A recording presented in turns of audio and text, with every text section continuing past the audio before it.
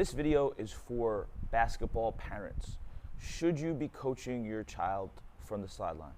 My name is Coach Nick Aldiro. If you haven't done so yet, please subscribe to the channel. If you find this video of any value, hit that like button and also drop a comment about what stood out to you in this video, whether you agree, disagree, or maybe you want to comment on a video that you would like to see.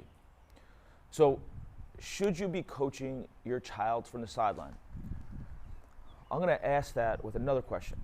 If you were the coach of a team, how would you like if people were shouting out things towards your players that you were not directing towards them? Or maybe they're saying the opposite. Or even they're saying the same thing, but there's a bunch of different voices and a kid gets confused. Right? I think we know the answer to that. Just because it's your child playing, you might say, I paid for this league, I paid for this training, I get to coach them. Well, I mean, you could say that about, oh, I went to a restaurant and I paid for the food so I can do whatever I want. Well, that's not how it works. My advice is to be respectful of who's ever coaching, whether it's a game, whether it's training. Do not coach your child on the sideline. Cheer for them, yes. And the reason is because, number one, you undermine who is coaching. And you might say, well, I know more than them. That's great. Well, then become the head coach. You might say, well, I don't have the time. Well, then you need to let them be the coach in that situation. Because again, you might be saying something to them that the coach is telling them something differently. And you're confusing your child. The child doesn't know what to do. Should I listen to mom or dad? Should I listen to my coach? I've had parents, when I was coaching girls JV basketball, and we would be up like 10 points, 5 minutes left in the game. Now in New Jersey, there's no high school shot clock. So I wasn't gonna hold the ball for 5 minutes, but what I was gonna do, my game plan, and I always told the girls this, is let the defense come out. So stretch the ball out, meaning use the entire court, back up, make them come up and press you. And then we wanna get nothing but an uncontested layup.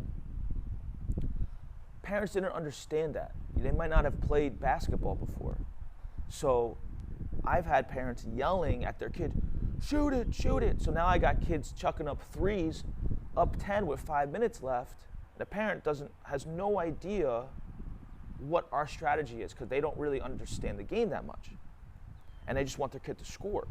But that wasn't the game plan. So now we go down, we miss a three, they go down, they hit a three.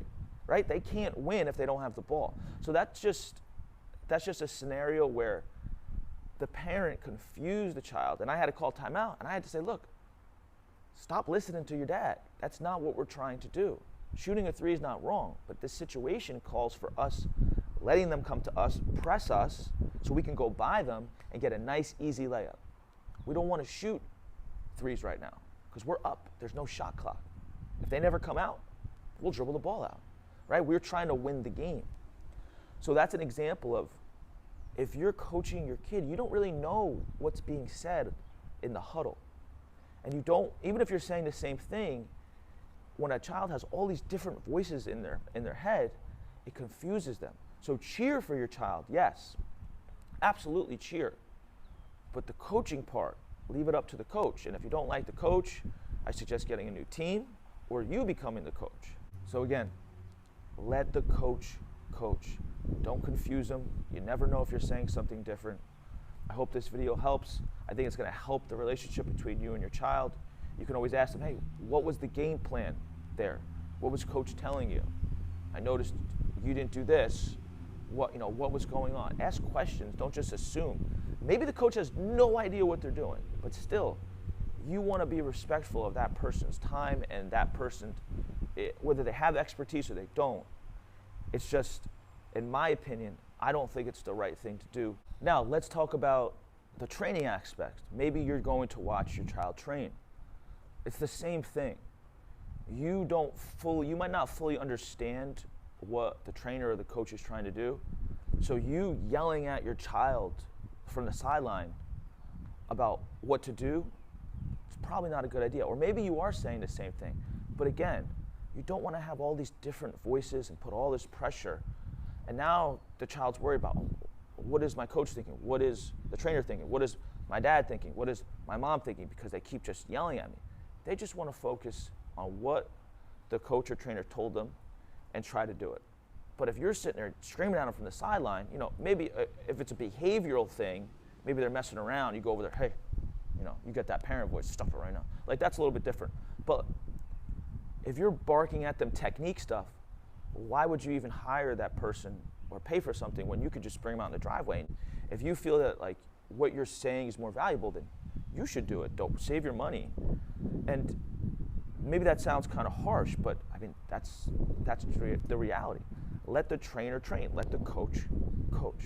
That's my best advice for parents about coaching. Now you might say, well, I can't say anything. Yeah, cheer, right? If you're in a game, cheer for them.